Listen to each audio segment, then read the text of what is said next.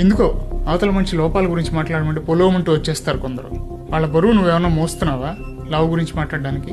వాళ్ళ రంగు నువ్వేమన్నా మార్చగలవా కలర్ గురించి మాట్లాడడానికి? వాళ్ళ హైట్ నువ్వేమన్నా పెంచగలవా పొట్టి పొడుగుల గురించి మాట్లాడడానికి? వాళ్ళ కష్టాలు నువ్వేమన్నా తీరుస్తున్నావా వాళ్ళ ఆదాయాల గురించి మాట్లాడడానికి?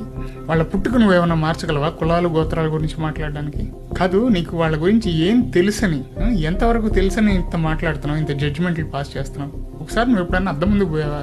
చూసుకున్నావా? నీలో ఏం లోపాలు లేవా కదా? మన దగ్గర అన్ని పెట్టుకుని పక్కన వాళ్ళ లోపాల గురించి అవసరం అంటావా?